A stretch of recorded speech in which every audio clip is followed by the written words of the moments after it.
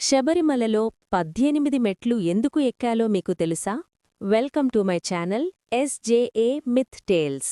శబరిమలలోని 18 బంగారు మెట్లలో ప్రతి మెట్టుకీ ఒక దేవుడు ఉన్నాడని మీకు తెలుసా?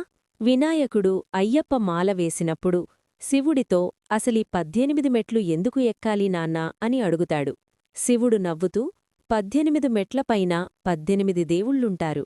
వినాయకుడు, శివుడు, పార్వతీదేవి, కుమారస్వామి, బ్రహ్మ, విష్ణువు, లక్ష్మీదేవి, రంగనాథుడు, కాలయముడు, సూర్యదేవుడు, చంద్రదేవుడు, కుజుడు, బుధుడు, బృహస్పతి, శుక్రుడు, శనిదేవుడు, రాహువు, కేతువు వీరు అందరూ ఒక్కో మెట్టులో ఒక్కొక్కరు ఉంటారు.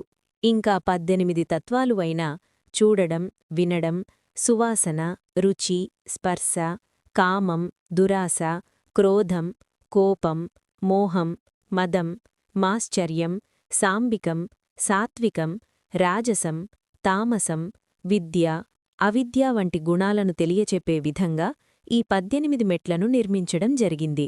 నీకు నీ తమ్ముడు ఎవరో తెలియకపోవచ్చు, కాని నీ తమ్ముడికి నీవెవరో తెలుసు. అందుకే ఒక మెట్టులో నువ్వు కూడా ఉండేలా నిర్మించారు. నువ్వైనా, నేనైనా, ఎవరైనా సరే ఈ మెట్లు ఎక్కేటప్పుడు ఇవి గుర్తుపెట్టుకోవాలి. మీరు అయ్యప్పని దర్శించుకోవడానికే కాదు, ఇంతమంది దేవుళ్ళని దర్శించుకొని ఆ తర్వాతే అయ్యప్ప స్వామిని దర్శించుకుంటారు. మీకు ఈ వీడియో నచ్చినట్టు అయితే ఓం శ్రీ స్వామియే శరణమయ్యప్ప అని కామెంట్ చేయండి. విజయవాడ ఇందరికీలాద్రికి ఆ పేరెలా వచ్చింది? దుర్గమ్మ ప్రసాదించిన సంతానం మరణిస్తే దుర్గమ్మ సంతోషించి ఎందుకు కనకవర్షం కురిపించింది? దుర్గమ్మకి విజయవాడలో ఆలయం కట్టించింది ఎవరు? అసలు దుర్గమ్మ కనకదుర్గమ్మగా ఎలా మారారు? ఇవన్నీ తెలుసుకోవాలంటే మన ఛానల్లో ఫుల్ వీడియో అప్లోడ్ చేశాము. అలాగే డిస్క్రిప్షన్లో లింక్ కూడా ఇచ్చాము.